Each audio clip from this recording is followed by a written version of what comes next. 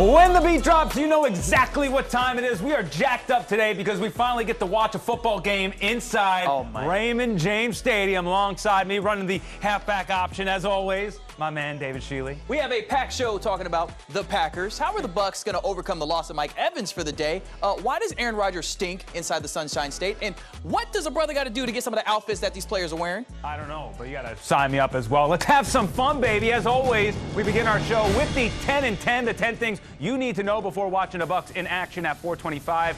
Hey, it is the season opener. It's the first time we'll see the Bucs inside Ray J for a meaningful game since the heartbreaking loss to the Rams last season. Tampa Bay is 5-5 in home openers these past 10 seasons, but has only lost once in the last half decade. Packers lead the all-time series with a record of 32, 22, and 1. As for the Green Bay Packers, the last time Tampa Bay saw them was in Lambeau Field for the 2020 NFC Championship game, and Scotty Miller was out there making one of the most influential catches in Buccaneers history. The Packers have gone back-to-back seasons, winning 13 games, and they've already lost once this season. So a win today would be huge down the line if the Bucs are competing for that top spot in the conference. We'll have more on this in a bit, but Aaron Rodgers is 2-4 all-time against the Bucs.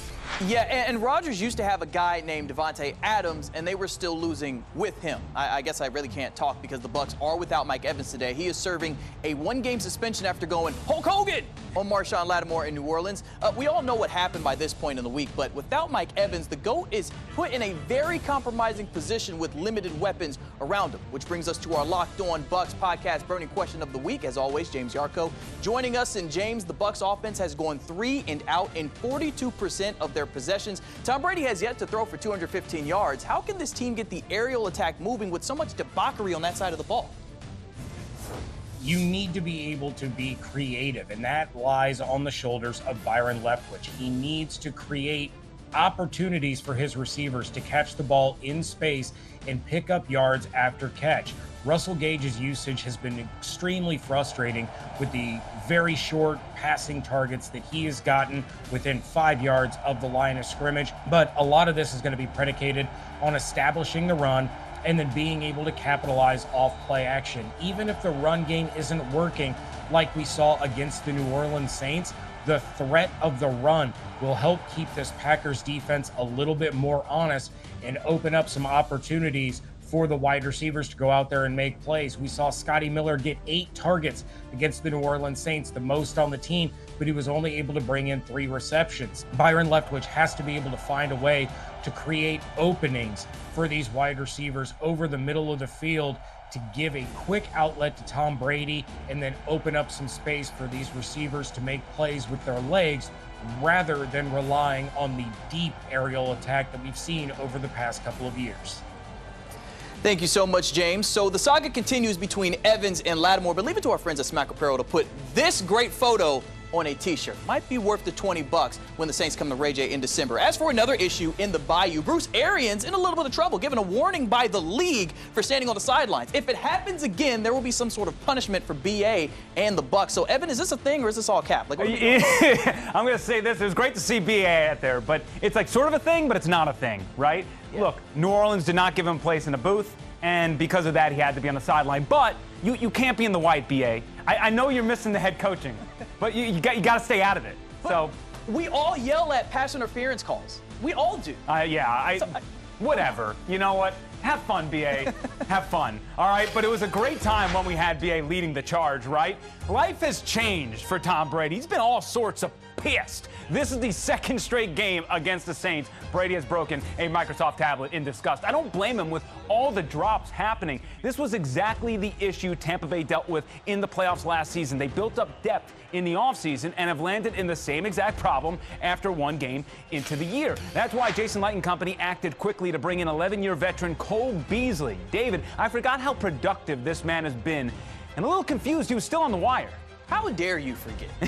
5,700 yards to his name. That includes at least 650 yards and 65 receptions in his past 4 seasons. And he's a first down machine. 42% of his catches result in a movement of the chains. He slipped into Brady's DMs, knows he can be that Julian Edelman, Danny Amendola, Wes Welker type player, and he'll certainly help the struggling unit while it fits through some early season woes. Cole's a veteran guy. When you first see him, you understand that he's been around football a long time, and you see why he's had the success he's had. He's very detailed. He's come in and actually had 2 good days of practice. Obviously, I mean, it's the first 2 days, but he looked good the first 2 days. So we're just trying to get him caught up just on the system, the wording, everything, where he'll need to be if he's needed. So we're just trying to get everyone ready. We'll see how Byron Leftwich deploys that man for the first handful of weeks, but let's talk a little bit more about these quarterbacks because this is an all-time showdown. No game in NFL history has featured starting quarterbacks with 6 combined Super Bowl MVP awards. Also, this is just the 3rd time 2 signal callers will boast 7 combined league MVPs in a game. The other 2 times featured Rodgers and Brady versus the Sheriff, Peyton Manning. Yeah, but Aaron might be shaking his head a little bit. He'll be shaking his space booties because he stinks in Florida. He's 3-5 all-time in the state. He's also terrible against the Bucs, throwing 8 touchdowns with 9 interceptions. His worst touchdown-to-interception ratio by far against any team. And that's a juicy statistic when you think about what the defensive unit can dial up right now. Not only are they coming off a 5-turnover performance against the Saints, but they also have only allowed 1 touchdown this entire season, and it came in garbage time last week. The 2002 Super Bowl winning Buccaneers defense gave up an average of 12.3 points per game. I do not think it is hyperbolic to say this group can compete with that figure. Look at all of these numbers. They're 1st in sacks, 2nd in 3rd downs allowed at 25%, 3rd in takeaways with 6, 5th in total defense at 276 yards. I know it's only 2 weeks in, but they are top 5 in nearly all defensive categories. And I want to talk a little bit about Antoine Winfield Jr., though, because I think if healthy, he can be an all-pro selection. Don't worry about the result of the plays. Just focus on where the man is. First, he's on the right side of the line,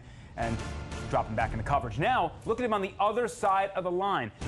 He's going right after the quarterback. So now we've seen 2 different ways to utilize this man. But we're not done, right? Because Todd Bowles is a smart guy. Same exact spot, right? You think he's going to go after the quarterback? Not this time. He's going to drop into coverage. So that's number 3 for the different ways.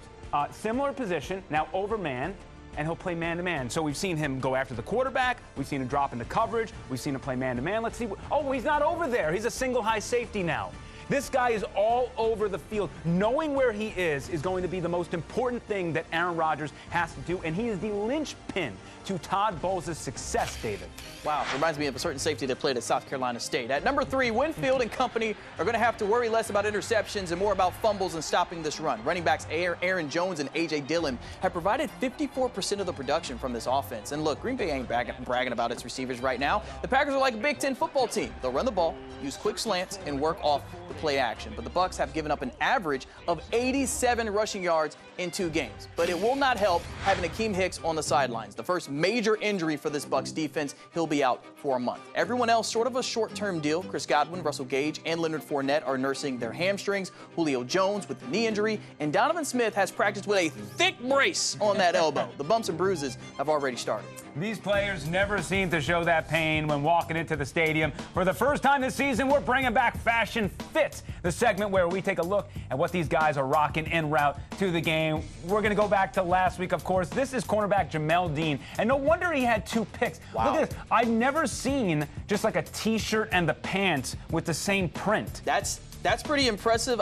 It's real tight. You got that at Baby Gap. Yeah, well, that's but tight. my man's also got the hat, and I like the bag. Somebody else who also has a great accessory in the bag is Leonard Fournette. There you go. This man, first, you see that number 7? I see it. That stands out. That is also. I also like the jacket as well. Plus, the headphones is what you need. What do you listen to going into the stadium? Well, if you're not listening to NBA Youngboy, you're doing it wrong because you got to listen to something so ignorant and aggressive to play that well at football. It's just, yeah, that's just what you got to do. And this man stole the show right here. Nacho, baby. Raheem Nunez Roches. Man, there's no wonder why this team is 2-0 in the season when you got my man looking like a Ninja Turtle out there.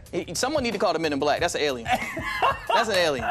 That is unbelievable. All right, let's wrap this sucker up. Checking in on our head-to-head battle. David is 2-0 after riding the Bucs back-to-back weeks. I'm going to have to make up some ground. Yeah, y'all better listen to me. Not ideal. I'm going to make this fairly quick and jump back to the Bucs bandwagon this week. I got Tampa Bay winning 20-16. It's another rock fight highlighted by tremendous defense. defense on both sides.